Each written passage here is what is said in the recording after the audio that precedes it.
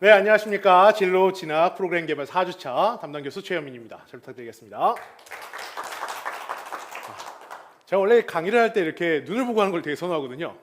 근데 매번 아무도 없는 공간에서 카메라만 보고 하다 보니까 영상을 보시다 보면 계속 카메라를 슬쩍슬쩍 째려보고 있는 저를 보실 수 있습니다. 자, 우선 만나서 정말 반갑습니다. 실제로 이제 여러분들의 글이나 지금 상황에 대한 부분을 여러분들이 과제로서 제가 파악을 하고 있긴 하나, 그래도 이제 대면을 하고 조금 더 이야기를 들어보는 시간을 오늘 이렇게 시간을 만들어 봤습니다.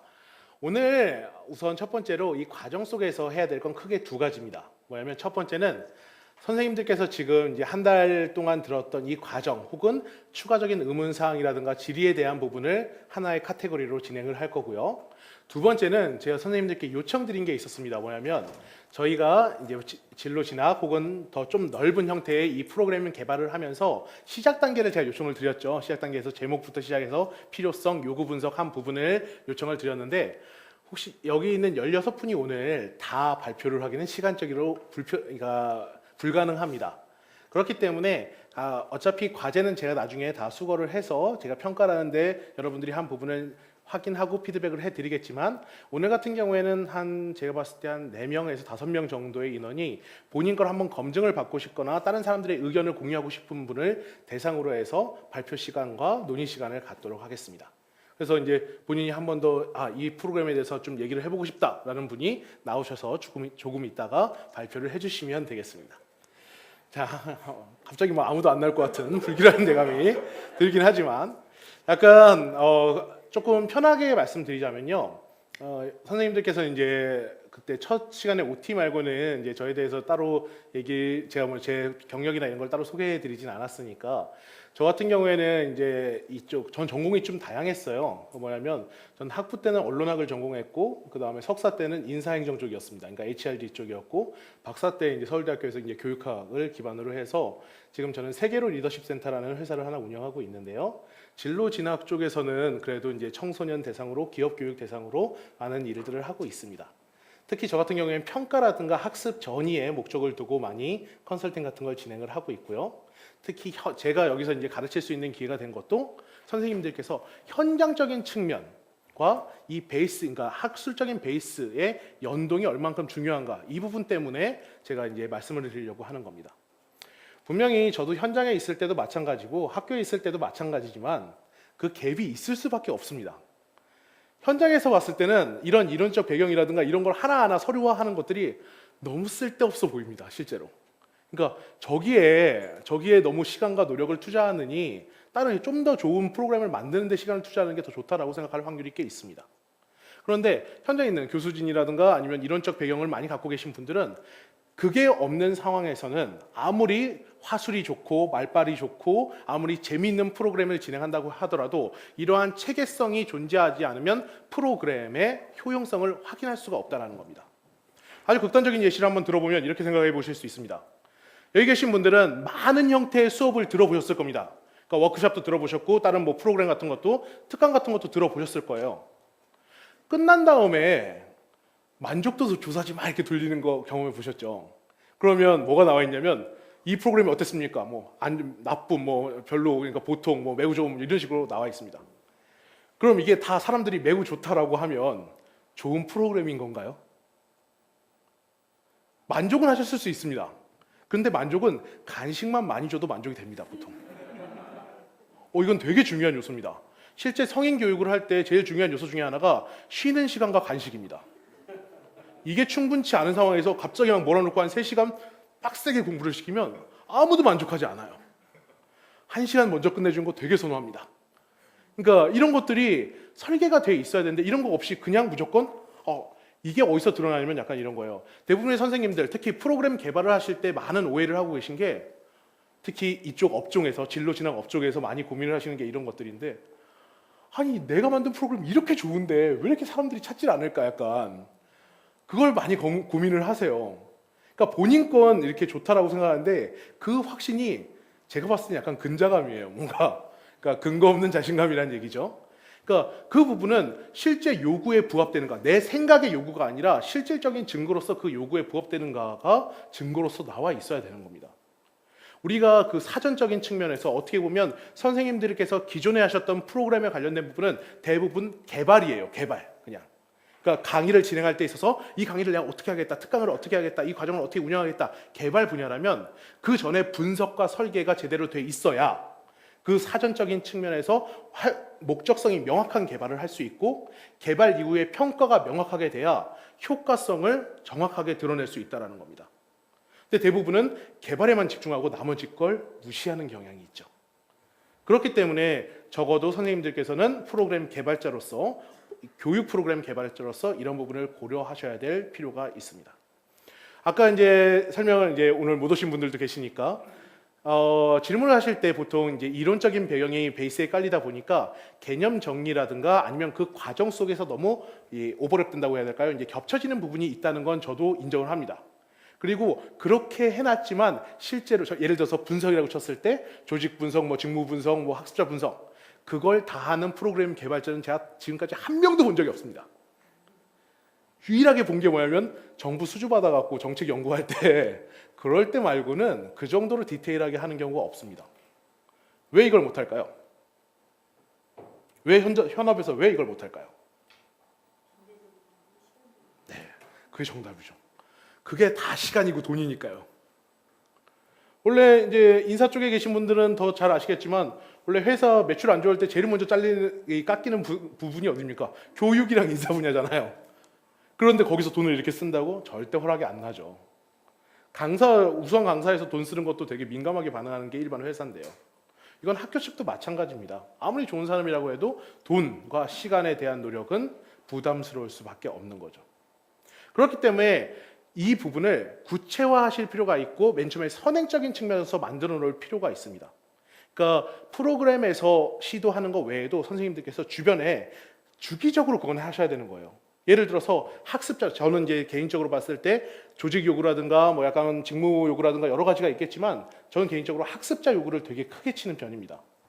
그럼 선생님들께서 그냥 좋은 프로그램, 누구나 들어서 좋은 프로그램이 아니라 내가 초점을 맞추는 그 학습자가 요구하는 프로그램을 만들었을 때 그게 의미가 있게 된다는 거죠. 그럼 그걸 아셔야 될 필요가 있죠. 예를 들어서 진로 진학 프로그램이라고 하면 청소년을 대상으로 한다. 그럼 선생님들께서 청소년에 대해서 제대로 알아야 된다는 겁니다. 선생님들 입장에서 아는 게 아니라 진짜 그 친구들이 원하는 입장에서 접근을 해주실 필요가 있다는 거죠.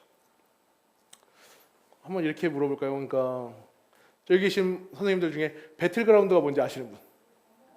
네, 한 분밖에 두 분입니다.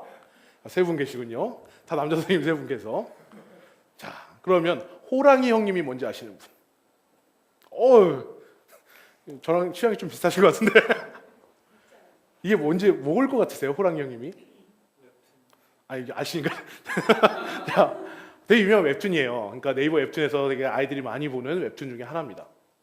제가 왜 굳이 이 얘기를 했냐면 그냥 이렇게 말해서 좀 죄송하긴 한데 청소년을 안다라는 개념을 그냥 오지고요, 지리고요 이런 말을 하면 아는 거라고 착각을 하세요. 그러니까 SNL에서 뭐 글씨체 같은 거 본 다음에 그런 걸 내가 조금 그 문화를 알면 내가 안다라고 착각을 하시는 경우가 많아요, 실제로. 대상자에 대해서 얼만큼 깊이 있게 파악하느냐가 관건입니다. 그렇기 때문에 지금 선생님들께서 어떠한 프로그램을 만드실 때는요, 정말 그 대상자를 그러니까 가능한 한 세분화해 보시는 게 중요하고 그 사람들의 학습 수준이라든가 요구라든가 이런 것들을 가능한 선에서, 근데 좀 전에 말씀드렸듯이 한 번에 그거 요구를 분석할 수가 없어요. 그럼 선생님들이 개발자로서 접근하셔야 되는 건 매사에 그 분석이 그냥 들어가 있어야 된다는 겁니다. 모든 영역대에서 계속 접하면서 그 사람에 대한 분석 요소를 계속 기록해 놓고 그걸 인식을 하고 거기에 대한 아이디어를 짜고 거기에 대해서 계속 멈추지 말고 가셔야 된다는 겁니다. 만약 지금 선생님들께서 이번 학기에 새로운 프로그램을 만드셨다고 하더라도 그 프로그램의 기한은 2년이 넘어가기 쉽지 않습니다. 2년 아닙니다. 거의 다. 그럼 2년 이후에는 어떻게 되느냐? 업그레이드를 하시던가 개편을 하시던가 새로운 요소를 기반으로 새롭게 만드셔야 될 필요가 있다는 거죠. 근데 대부분 그런 걸 하지 않아요. 현업에서는. 하나 만들어 놓고 나면 한 10년, 20년 쭉 가죠. 이거는 뭐 대학원도 마찬가지고 일반 대학에서도 마찬가지입니다. 우리가 특히 저 같은 경우에 이제 교육학을 베이스로 하고 있다 보니까 많이 울리네요. 이거 울리는 거 조금만 낮춰주세요. 좀 하울링이 심해서 그런데 저는 참여형 수업을 되게 추구하는 사람이에요. 왜냐하면 듣는 수업은 기억이 거의 안 나거든요. 웬만해서. 근데 특히 학생들 같은 경우에 봤을 때 몰라서 못하겠습니까? 우리가 진로 진학 프로그램이니까 만약에 이 친구들이 인터넷을 뒤지고 정보를 검색하고 워커넷에서 심리 검사를 한다. 얼마나 잘 돼 있는데요. 그걸 걔네들이 몰라서 아느냐? 그렇지 않아요. 다 아는데 안 하는 겁니다. 배틀그라운드에 대한 정보는 검색을 하는데 자기 진로 인터뷰에 대한 건 검색을 하지 않는 거예요, 그냥. 그러니까 그런 상황에서 동기부여적인 측면도 고려를 하셔야 되는 거고, 그 상황에서 어떻게 하면 이걸 유발시킬 수 있을지, 관리할 수 있을지, 그것도 다 고민을 해 주실 필요가 있다라는 거죠.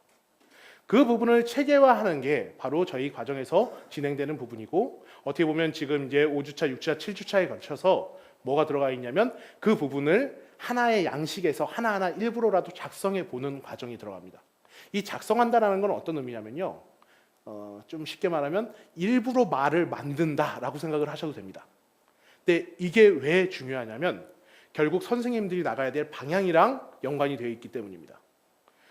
조금 전에도 말씀드렸듯이 이 과정은 교수자를 교육시키는 과정이 아닙니다. 이건 프로그램 개발자죠. 근데 대부분의 사람들이 내용 전문가와 교수자가 일치될 확률이 높습니다. 선생님들이 그 프로그램을 개발하시고 그 프로그램을 운영하시고 강의하시고 이렇게 될 확률이 꽤 있겠죠. 근데 만약에 그 프로그램이 정말 잘 돼갖고요, 대박을 쳐서 확대가 되면 어떻게 하시겠습니까? 또 다른 강사를 교육을 시켜갖고 뭔가 2개의 반을 한다던가 3개 반을 한다던가 그래야겠죠? 그럼 교육을 시키려면 체계가 잡혀 있어야 교육이 되겠죠. 그냥 나처럼 따라해 이렇게 가면 안 된다는 겁니다, 실제로. 저는 이 부분에서 제가 되게 경험적으로 공감을 했던 게 뭐냐면 진짜 진로 진학 강의를 정말 많이 했거든요. 어느 정도로 했었었냐면 제가 지난 3년 동안 한 2,000시간 넘게 했었어요.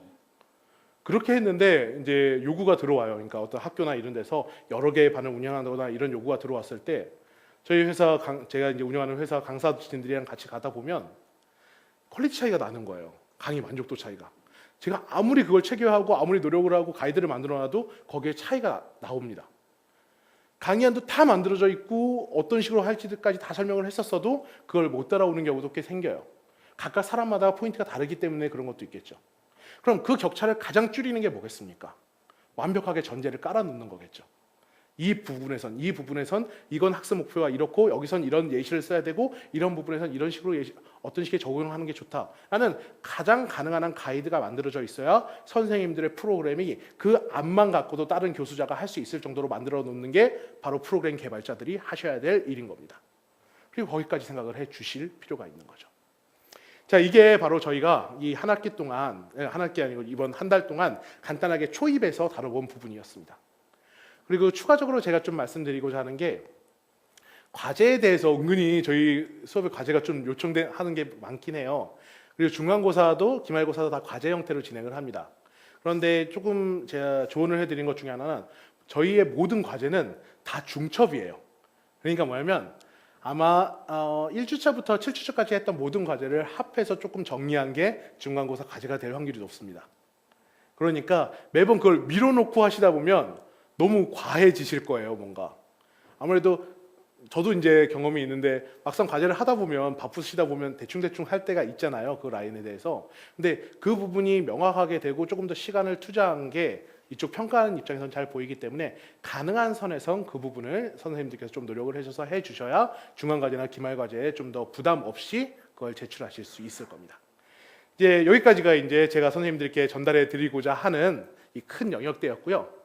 우선 지금 이제 3주차까지 하시면서 어려우셨던 점들이나 아니면 추후 과정에서도 원래 이제 강의 계획서가 잡혀 있긴 하지만 이런 부분을 조금 더 추가적으로 했으면 좋겠다라던가 이런 부분이 있으시면 간단한 질의응답 시간을 좀 갖도록 하겠습니다. 이게 더 어떻게 보면 저희가 현장에 적용하는 데 있어서 필요한 부분이니까요. 편하게 말씀해 주시면 되겠습니다. 혹시 있으실까요? 보통 이런 질문을 하면 아무도 먼저 말을 하지 않는데 그냥 우선 가능한 선에서는 해주시는 게 좋긴 해요. 뭐냐면 저 같은 경우에는 메일로 하시든 진짜 프로그램 개발하실 때도 메일로 하시든 다른 부분에 있어서든 저는 웬만해서 이틀 안에 거의 다 답을 드리기 때문에 그런 부분에서 다이렉트로 연결을 해주셔도 좋고요. 그리고 무엇보다 중요한 게 뭐냐면요, 이런 거예요. 아까도 말씀드렸지만 자기 프로그램에 대한 애착이 엄청납니다, 모든 개발자들은.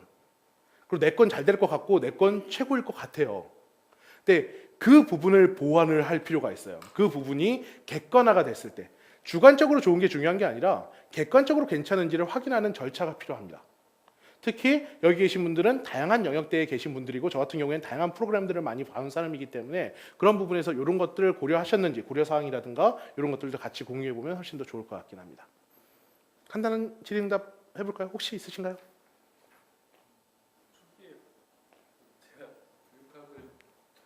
네네.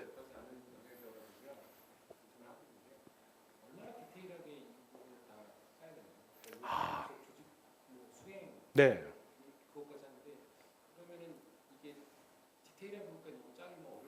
네네.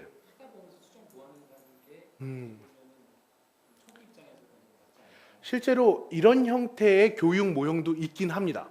뭐냐면 디테일한 건 어느 정도까지 디테일해야 되는가?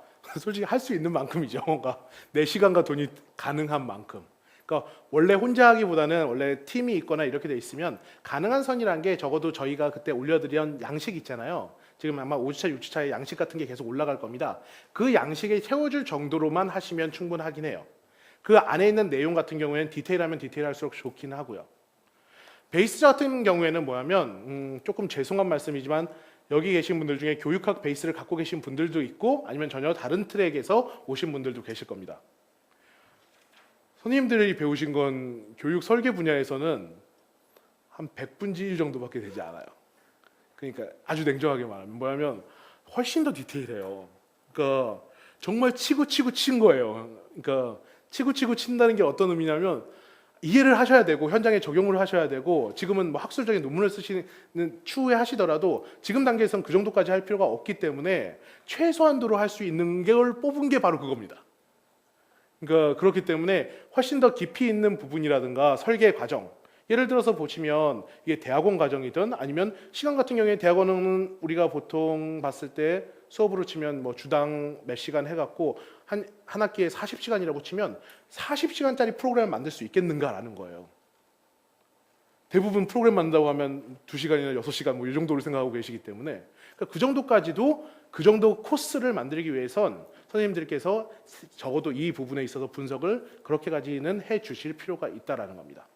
그리고 두 번째로 교육 모형 같은 경우에 저희가 ISD 모형을 갖고 기반으로 많이 했는데 제가 주로 할 때는 약간 캄파넬라 모델을 많이 써요. 그건 원래 그냥 모델명도 여러 가지가 있고 교수 따라서도 그걸 쓰는 게 다른데 캄파넬라 모델 같은 경우에는 계속 상호작용하면서 하는 거예요. 중간중간에. 그러니까 조금 전에 요구하신 대로 중간중간에서 이게 맞는가 틀리는가에 대한 부분을 계속 주거니 받거니 하면서 계속 수정 보완해 가면서 하는 과정이에요.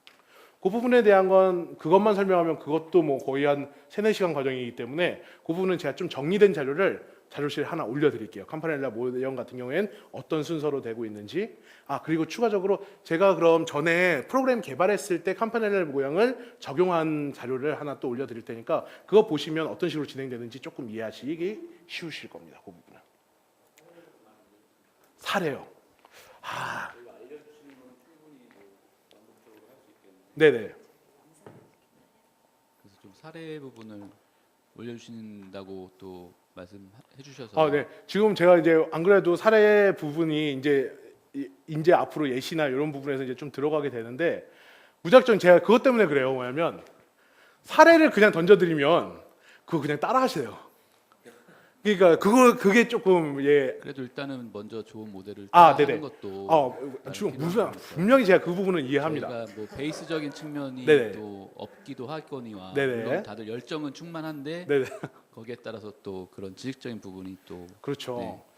우선 제가 요청하신 계속될 수 대로 있기 그 때문에. 부분에 대한 사례는 제가 좀 더 추가해서 올려드리도록 하겠습니다.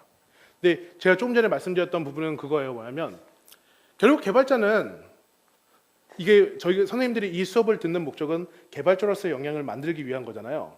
과제를 내는 게 아니라. 그러면 제가 생각하는 교육 개발자로서 제일 필요한 부분은 고민이라고 생각을 하거든요.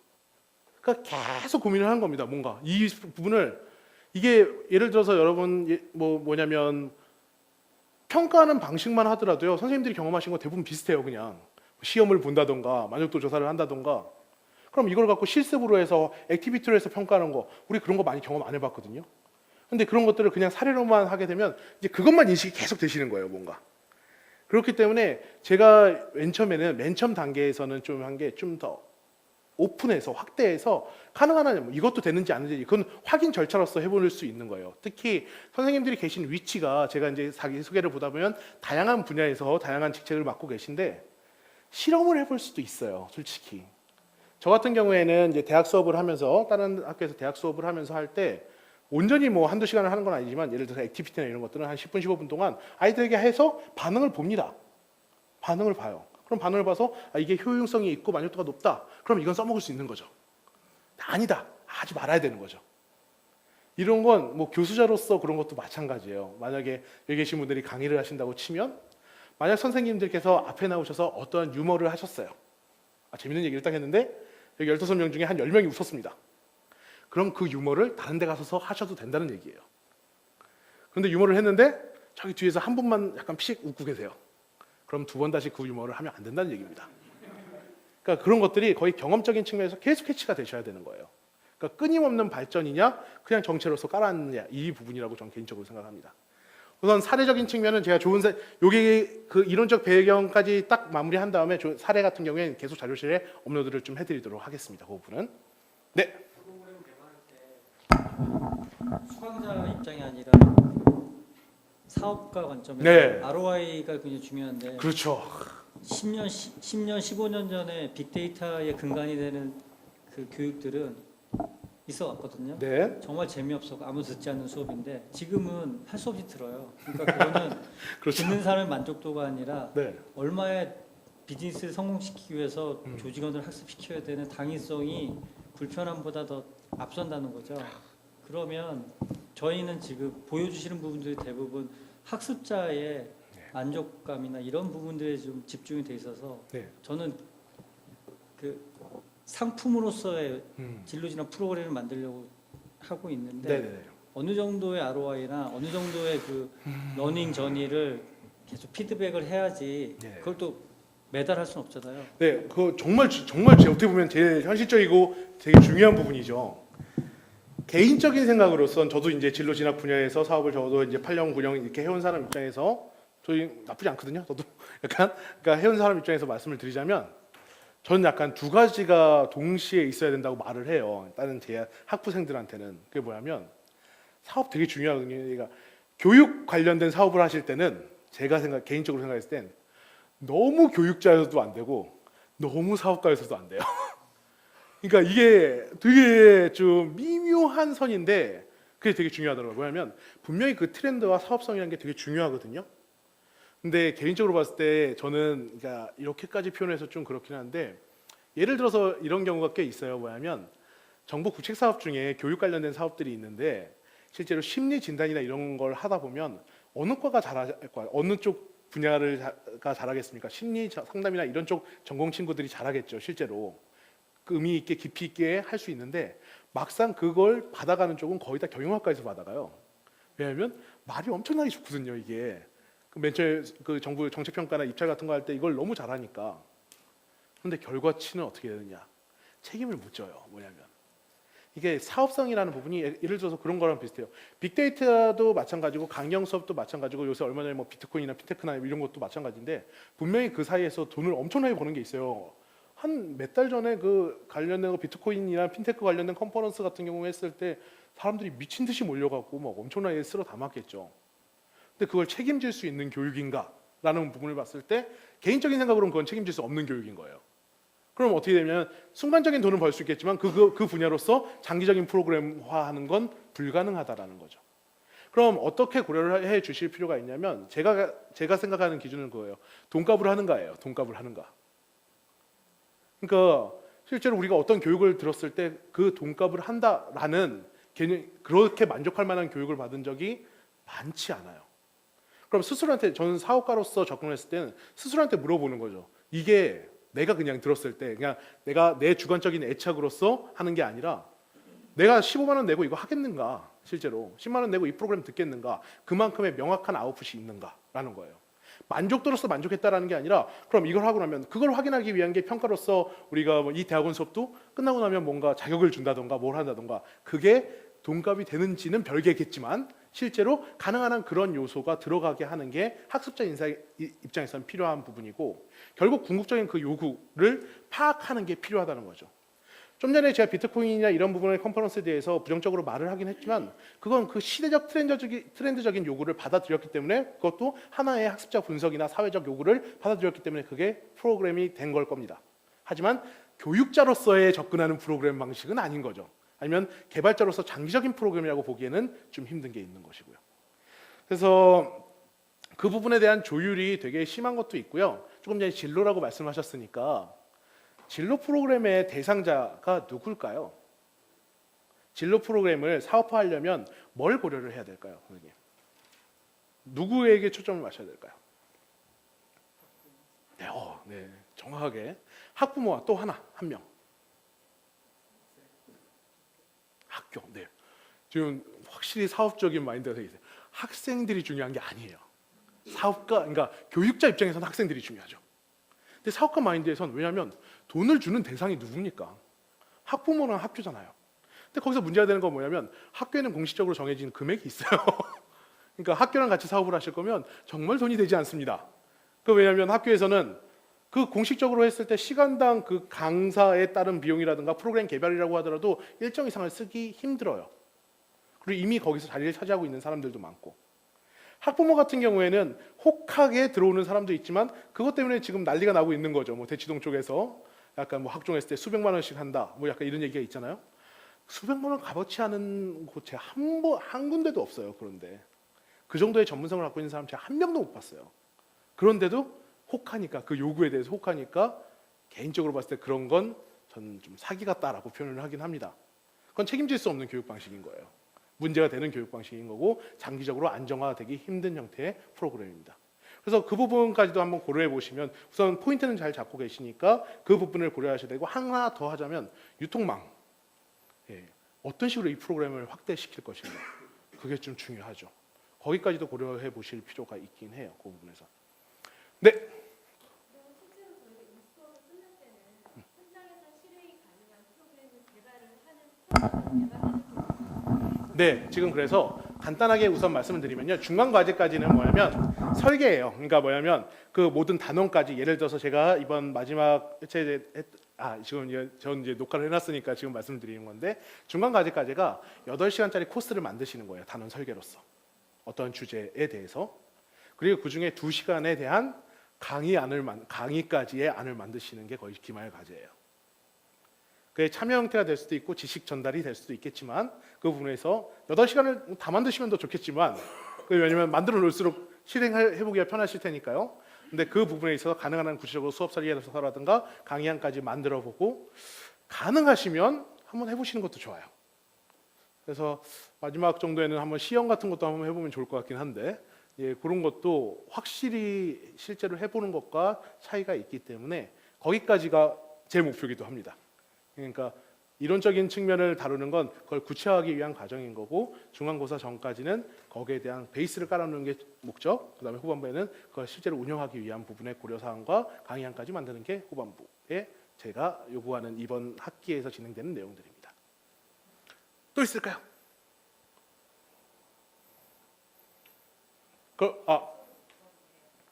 다수요. 다수를 목적으로 하셨으면 합니다. 개인적으로는. 왜냐하면 1대1은 돈이 안 되지 않나요? 이거 왜? 저 아까 말했잖아요. 이거는 교육자이자 사업자로서의 마인드가 둘 다 있으셔야 된다고 생각을 해요.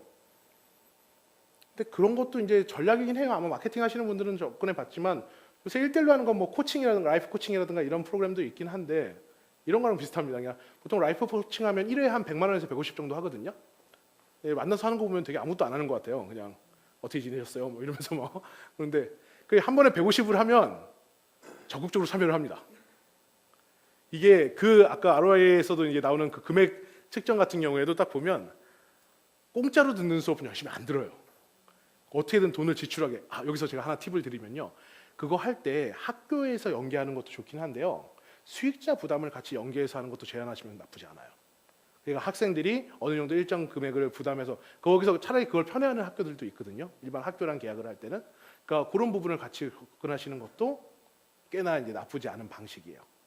이건 현장 팁을 제가 더 드려야 되니까 강사로 접근하시면 안 돼요. 무조건 프로그램으로 접근하셔야 돼요. 강사는 내가 자격이 되지 않는 한 금액이 책정돼 있어서 어떻게든 올릴 수가 없어요. 금액을 아무리 해도.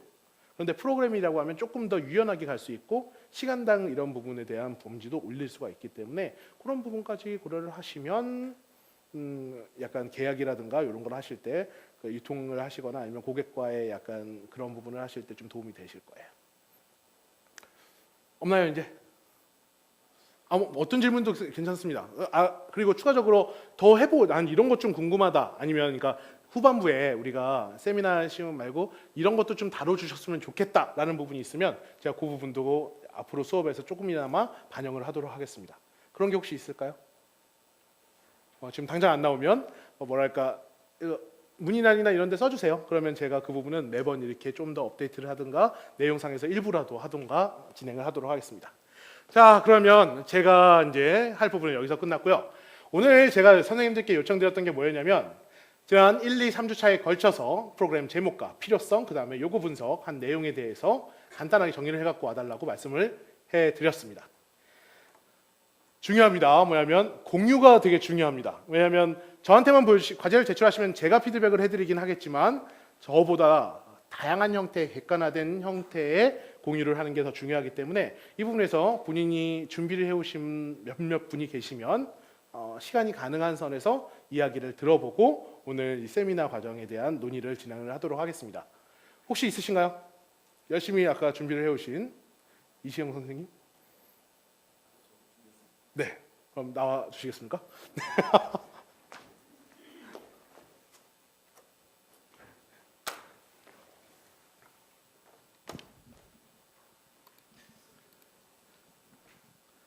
연결하셔서 틀어주시면 되겠습니다.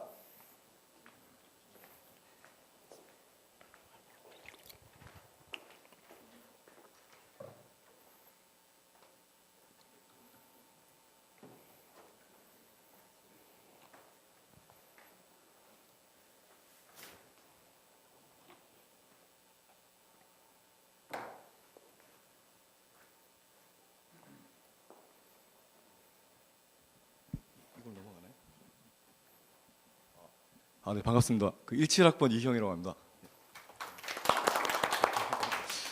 저는 현재 가정학과 의사로 임상 진료를 하고 있는데 현재 교육학 전공이 아니라서 진로진학 교육 프로그램을 어떻게 해야 되나 이게 고민이 많았습니다.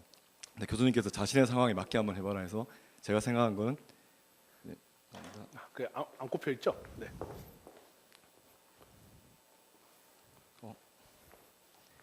건강진로 교육 관련된 내용입니다. 이렇게 한번 생각해봤습니다. 사람이 태어나서 늙을 때까지 인간의 생로병사의 과정 일종의 진로 과정이라고 보았을 때 건강 진로라는 게 있지 않을까?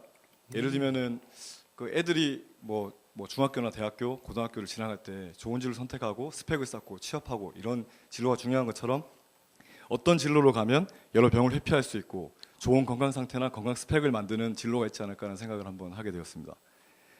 현재 조직 분석이 맞는지 모르겠는데 현재 우리나라 급속한 고령화 때문에 70세가 건강수명, 85세가 최민 사망 연령으로 거의 한 15년 정도를 아프다가 돌아가시게 되는데 이런 상태에서 본다면 개인적인 질병 고통이나 재정 같은 악화가 있기 때문에 현재 건강수명 늘리기 정책은 매우 절실한 상황입니다. 수행 분석은 만약에 교육 대상자를 한다고 한다면 일단 술이나 담배, 비만, 신체활동, 가족력을 체크하는 게 굉장히 중요하겠고 그 후에도 OECD 주요국 중에 우리나라가 장기 근로 시간으로 2위인데 이런 근무 시간이나 아니면 낮은 임금 수준 같은 경우에 어떤 자기의 건강을 챙길 수 없는 삶의 여유를 빼앗겨 버리는 어떤 요인이 되기 때문에 사회 경제적인 어떤 그런 저희가 분석할 어떤 요인이 될 수 있다고 생각하고 있습니다. 한국의 술 문화 같은 경우에도 저희가 고려할 문화적 요건이라 생각하고 있습니다. 과제 분석에서 제가 원하는 바는 시점의 변화입니다. 일단 진료실에서 환자를 만나면 환자들은 일단 그 시점, 이 스펙트럼을 따지면은 검은선 한 줄처럼 현재 상태의 자신의 질병과 건강 상태만 체크하게 되는데 병원에서 다양한 연령의 다양한 질병을 가진 사람들을 보다 보면 의료인들은 되게 넓게 보게 됩니다. 지금 이 상태가 끝까지 가게 되면 어떤 증상과 질병이 될지를 전지적 작가 시점으로 보게 되는 겁니다. 죄송합니다. 급하게 하니까 떨리네요, 되게. 죄송합니다. 괜찮습니다. 잘하고 계십니다. 네, 두 번째 시점 변화 2는 그 획일적 시선입니다.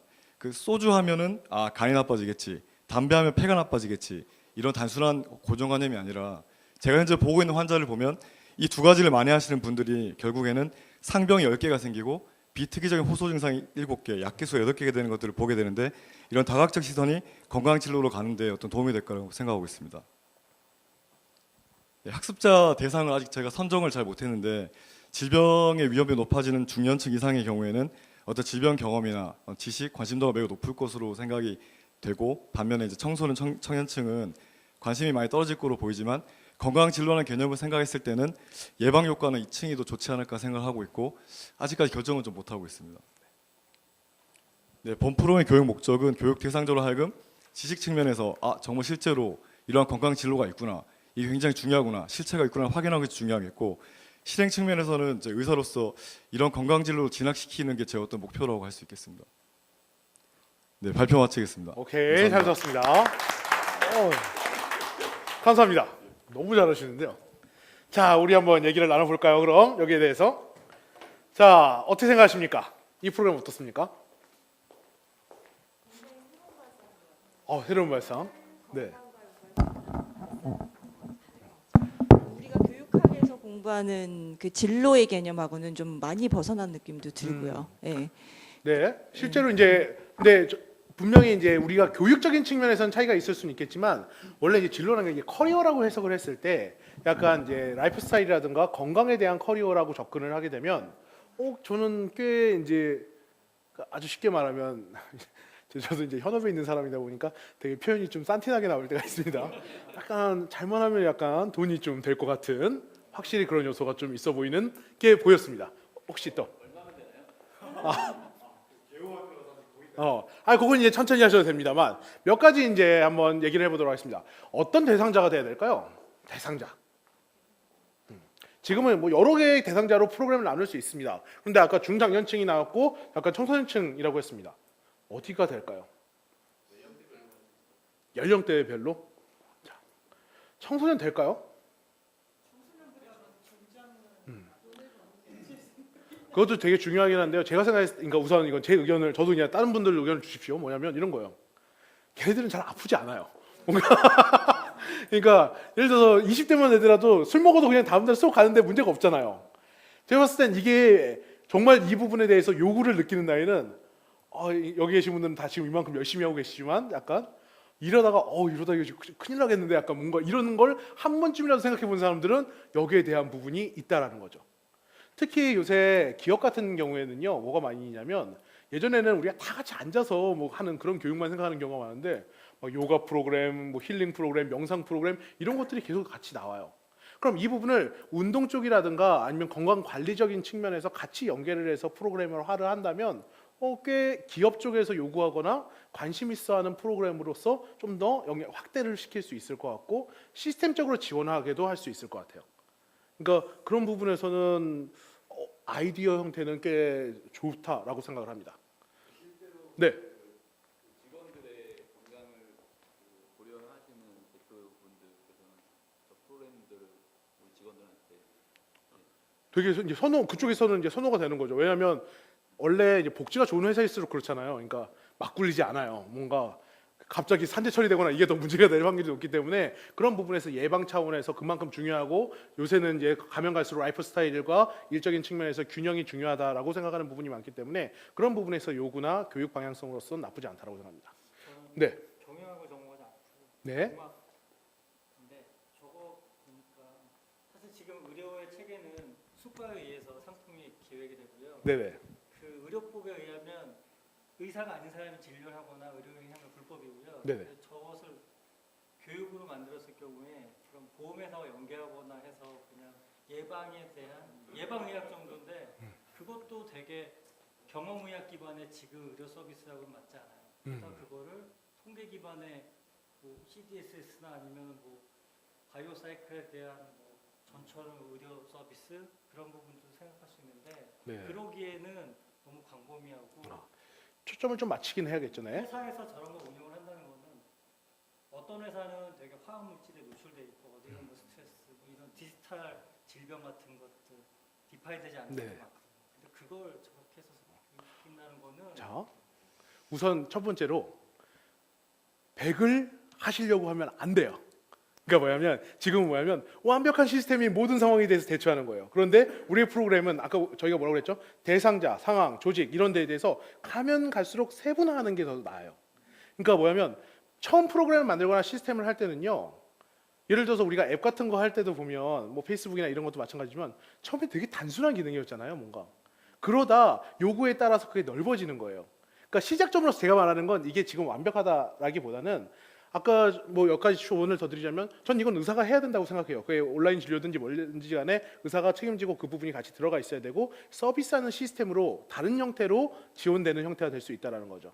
그러니까 기존에 지금 뭐 의사분들도 저도 이제 친구 중에 의사라든가 이런 부분에서 요새 뭐 문재인교라든가 뭐 여러 가지 얘기 때문에 좀 힘들어하거나 걱정하는 친구들이 많은데 그런 새로운 사업성에 대한 부분도 고려를 해봐야 될 필요가 있는 것이고 그런 부분에 있어서 시작점으로서는 나쁘지 않겠다라는 생각이 들어요. 그러니까 그런 부분에서도 그러니까 이런 거예요. 뭐냐면 아까 디테일한 거 물어보셨는데 실제로 우리는 사전에 디테일을 따지면 따질수록 더 좋긴 해요. 좋은 프로그램을 만들 확률이 높긴 한데 예를 들어서 이런 거랑 비슷해요. 분석만 하고 있으면 개발을 하지 못해요. 그러니까 일정까지는 해놓고 그러니까 이걸 내가 지금 완벽한 100을 하기보다는 적어도 아까 말했던 돈값을 할 정도에까지는 만들어 놓고 그 다음은 추가적인 돈이라든가 그걸 확대할 수 있는 영역까지 점차적으로 넓혀가는 게 중요해요. 방향성이나 라인은 되게 좋다라고 개인적으로 생각을 합니다. 저 같은 경우에는. 네. 이번 학기 때 개발해보고 싶은 그런 마음이 생겼는데 네네. 지금 말씀해주신 거 되게 사실 되게 중요한 말씀드린 것 같고 제가 이번에 이거 보고 느낀 거는 그 진짜 우리 사회에서 진로가 되게 중요하다. 그러니까 더 다른 사람보다 더 우위에 서기 위해서 도전 스펙을 쌓고 학부모들이 그렇게 막 하고 있는데 정말 그 진로라는 개념에서 분명히 건강 진로가 있다는 생각이 들어서 네네. 학부모들한테도 자녀들이 그러니까 좀 더 건강한 게 뭔지 어떤 삶에서 건강한 건지 그렇게 일 많이 하고 뭐 고연봉을 받으면서 막 그렇게 하면서 하는 게 과연 행복한 건지 건강에 좋은 건지에 대해서도 알려줄 수 있으면 좋겠는데 일단은 이번에 좀 저런 개념을 잡았는데 좀 현실적인 것들 말씀해 주셔서 한번 그렇게 방향을 잡고 가보겠습니다. 학부모 같은 경우에는 제가 하나 말씀을 더 드리면요. 약간 이런 건 또 고려를 하실 필요가 있어요. 뭐냐면 지금 이 서비스 같은 경우에는 회사든 고객이 돈이 있어야 돼요. 예, 맞습니다. 예. 그러니까 뭐냐면 본인의 연봉에 만족을 하기 힘들거나 아니면 현실적인 측면에서 생활이 좀 어렵거나 이런 모든 케이스를 커버하기는 힘든 서비스예요, 이건. 그래서 그런 부분에선 디테일하게 그냥 아예 쳐낼 건 쳐내고 접근하시는 게 훨씬 더 나아요. 그러니까 제가 교육자로서 접근하라는 건 아까 말했듯이 교육적인 중요성을 생각하는 얘기지만 사업가로서 손해보는 장사를 하시면 안 돼요. 그러니까 그런 부분도 같이 고려. 선생님께서 이런 진료, 이러한 예방, 이러한 걸 했을 때 이건 최소 단위로 이렇게 이 정도는 해야 된다고 하면 거기서 절대로 낮추시면 안 돼요. 제가 그것 때문에 되게 힘들었거든요, 맨 처음에. 맨 처음에 그냥 여기도 강의 들어왔네 막 한 번 싸게 했더니 안 올려주더라고요, 뭔가. 계속 그 가격이야, 어떻게. 그러니까 그런 것들이 있기 때문에 그런 것들은 맨 처음에 하실 때도 좀 주의하셔서 접근을 하실 필요가 있습니다. 자, 또 한 번 또 없을까요? 네, 선생님 그럼 놔주시겠습니까? 네. 아니 괜찮습니다. 편하게.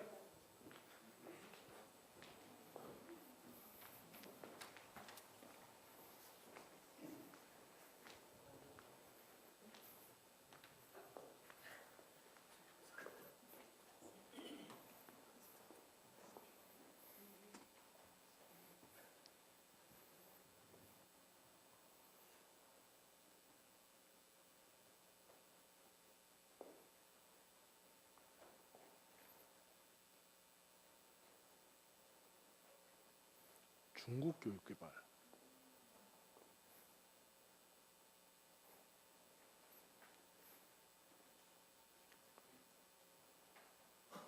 네, 마이크 제가 갖다 쓸게요.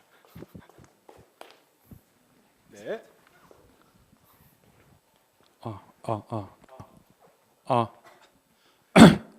들리나요?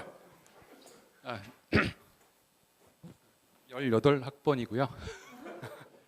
발음이 좀 주의를 해야겠더라고요. 어저께 저녁에 오늘 뭐 PT 자료 뭐 이런 얘기가 있어갖고 이걸 해야 되나 말아야 되나? 그래서 퇴근하고 나서 빠르게 한번 해봤습니다. 일단 했는데 디자인 전혀 안 했고요. 뭐 이렇게 그냥 제가 좀 했는데 약간 좀 용기를 좀 냈는데 깔끔하다 용기를 냈습니다. 다시 인사드리겠습니다. 저는 그 NH투자증권에 다니고 있고요. 18학번 이름은 손승현이라고 합니다. 반갑습니다. 그 솔직히 좀 저는 되게 교육학 부분은 좀 다르죠. 증권회사에 있고요. 전공은 경제를 했고 전혀 다른데 어쩌다 그렇게 이렇게 교육 쪽으로 왔는지 저도 잘 모르겠지만 원래는 이제 빅데이터 쪽에 관심이 많아가지고 뭐 융합, 뭐 빅데이터 이쪽으로 작년에 입학을 하려고 했거든요. 그러니까 17학번이 될 뻔했죠. 근데 좀 사정이 있어서 올해 이제 들어왔는데 증권회사에 있으면서 조금 제가 중국 쪽에 접하기 시작한 게 지금 되게 떨리는데 중국하면 좀 가슴이 떨리기 시작하거든요. 지금 저희 그것처럼 지금의 떨림도 있지만 10년 전에 엄청 떨렸어요. 왜 떨린지 아세요? 마이너스 된 펀드들 때문에 떨렸습니다. 2008년도, 2007년도에 투자했던 그 펀드들이 다 박살났죠. 그러나 이제 올랐어요. 근데 그러면서 했는데 근데 10년이 흘러갔는데 제가 작년부터 왜 이렇게 마이너스 났지? 중국은 성장해 가고 있다는데 도대체 뭐가 문제일까? 그래서 많이 여의도를 뛰어다녔습니다. 그러면서 아 내가 직접 중국을 좀 공부를 해야겠구나. 여기 저기 중국 전문가님이 계신데 정말 죄송하고요. 아는 중국어도 거의 없고요. 아는 거는 랜시니 원과 하우스밖에 없습니다. 근데 접근을 좀 해보자. 그러면 뭐가 문제가 있느냐? 그래서 시작을 했습니다. 일단 시작을 했는데 뭐 개요니까 제가 오늘 제목 뭐 필요성, 요구 문서, 요구 목적이 있는데 다 빈칸으로 남겨놨거든요. 근데 왜 이게 글씨체가 깨지죠? 글씨 폰트가 틀린데요? 당신은 중국을 얼마나 알고 계신가요? 원래 이제 생각은 여기서 여러 가지 나올 텐데 뭘 알고 계세요? 중국하면 떠오르는 얘기들, 생각들.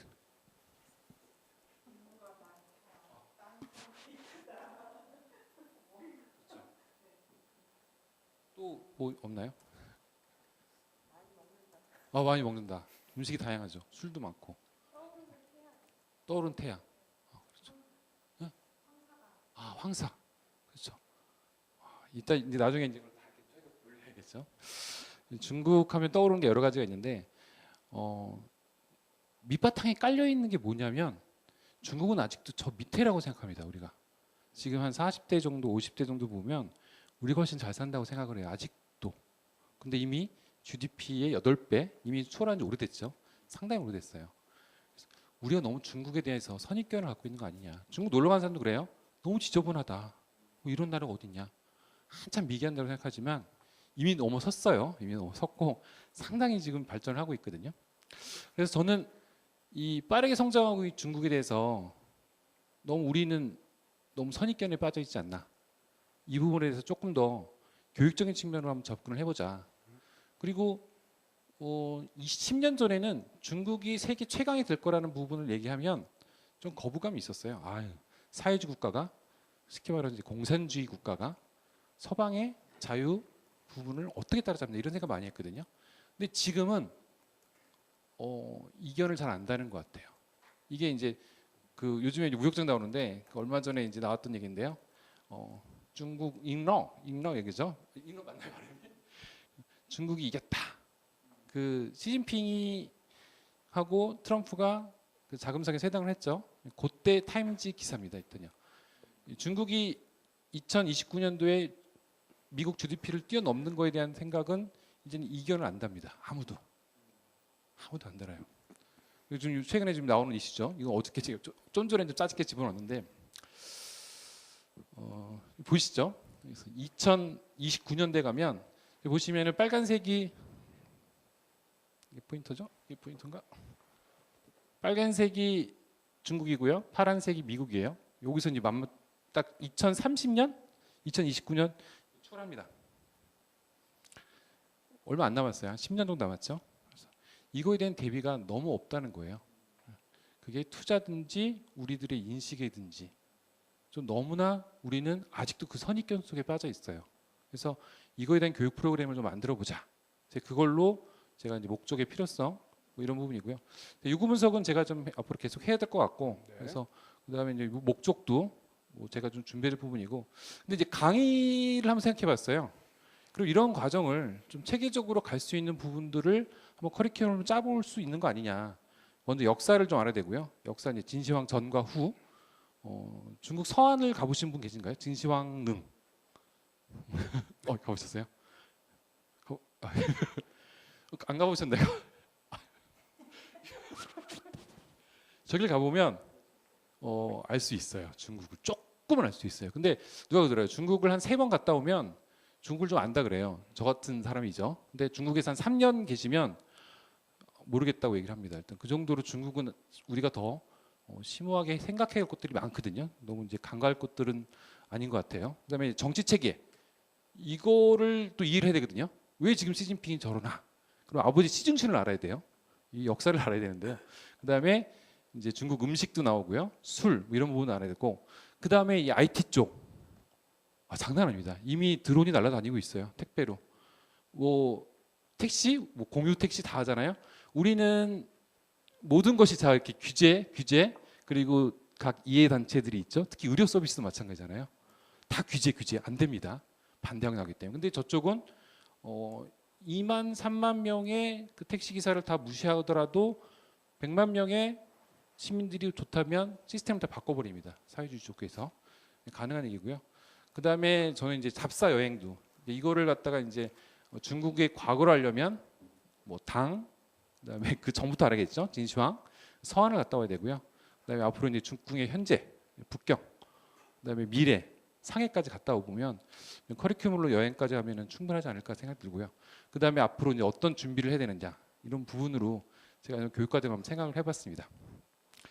그다음에 덧붙이면 이게 1탄이었고요. 2탄은 이걸 알아야 됩니다. 이제 중국을 계속 공부하다 보면 이 근현대사까지 들어와서 이 최근에 1년에 일어나는 요 문제들 이게 제일 포인트가 뭐냐면 이 그림의 포인트가 뭔지 아세요?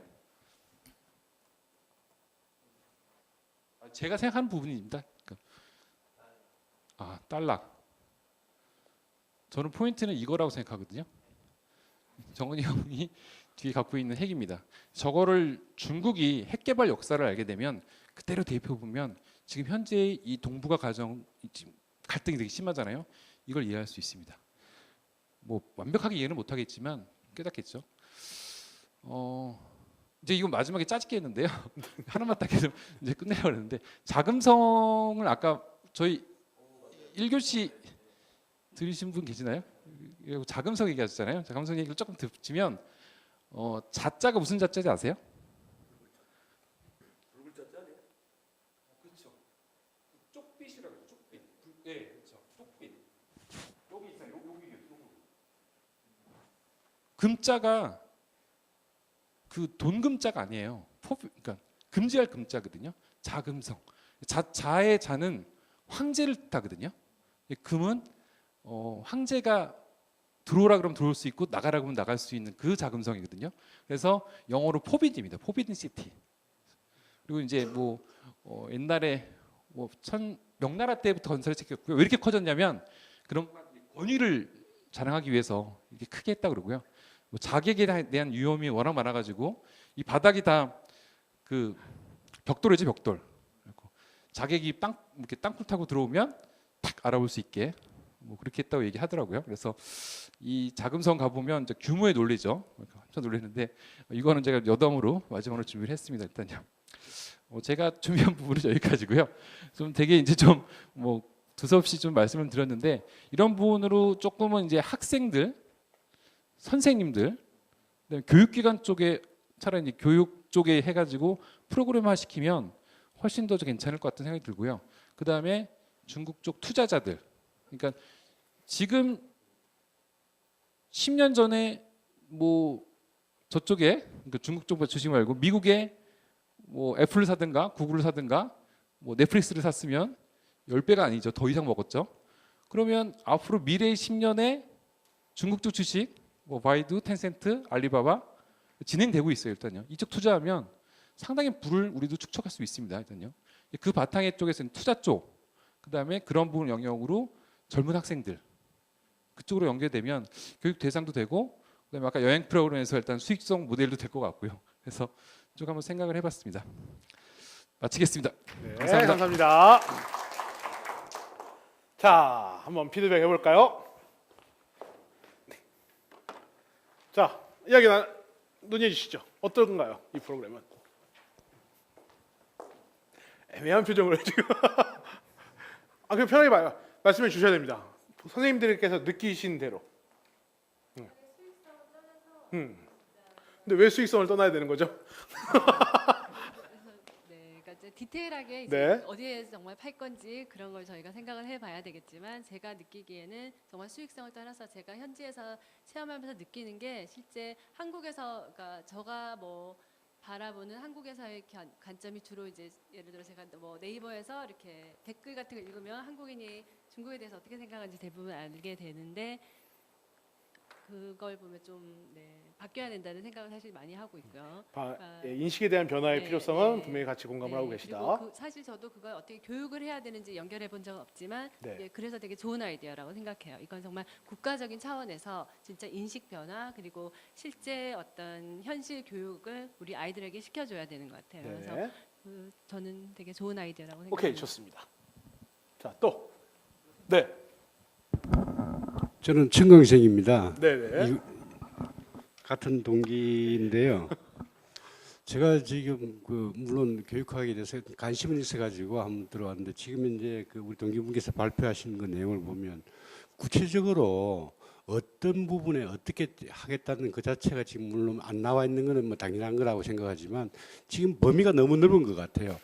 자칫 잘못하면 이게 아무것도 잡지 못하는 그런 상황이 발생할 가능성이 있지 않나 그런 생각이 들고 네. 때론 어떤 지금 현재 사실은 뭐 여행업자라든지 모든 사람들이 중국의 훗날에는 뭐 전 세계를 지배할지도 모른다는 그런 생각은 사실 다 갖고 있다 보니까 그 속에서 기회를 노리기 위해 가지고 지금 현재 많은 분야에서 여행부터 시작해가지고 많은 분야에서 굉장히 많은 부분들이 많이 침투되어 있기 때문에 지금 현재 이런 지금 역사부터 해가지고 지금 쭉 이렇게 보면 투자까지 뒤에는 자칫 잘못하면 사기꾼 뭐 이렇게 들을 수 있는 가능성이 있기 때문에 그 범위를 굉장히 축소시켜 가지고 축소된 그 분야에서 지금 하나의 그 어떤 진로 과정을 한번 해보는 게 좋지 않나 하는 게 제가 지금 강의를 듣고 난 뒤에 그 발표를 듣고 난 뒤에 느낀 소감이었습니다. 네. 예.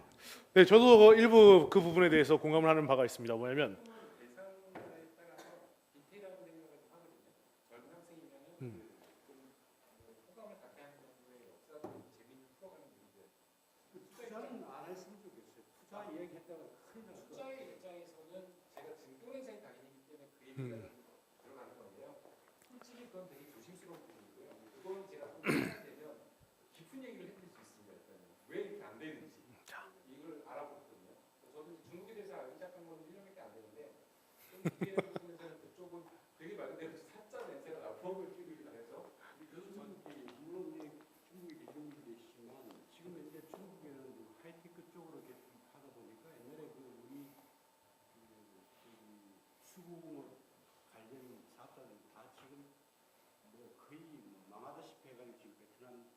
네.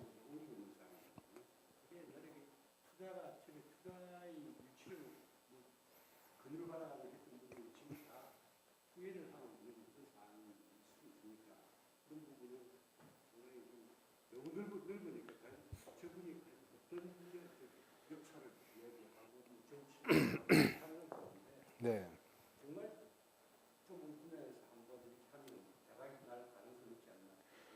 자, 이거 우선 제가 좀 정리를 해드릴게요. 이제 첫 번째로 이 프로그램의 제일 아쉬운 점은 뭐냐면요.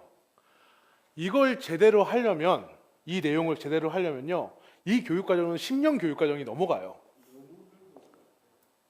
이걸 수박 거찰기로 하면 그건 의미가 없고 제대로 할 거면 이건 거의 뭐 중국 대학원 수준까지 다 그걸 중국 학 개론부터 시작해서 중국 그 학부에 나와서 중국 석사를 마치고 그쪽 분야의 대학원까지 나와도 저걸 알까 말까 할 것 같은데 이걸 단순한 정보 전달로서만 접근하는 게 옳은가라는 부분이에요, 실제로.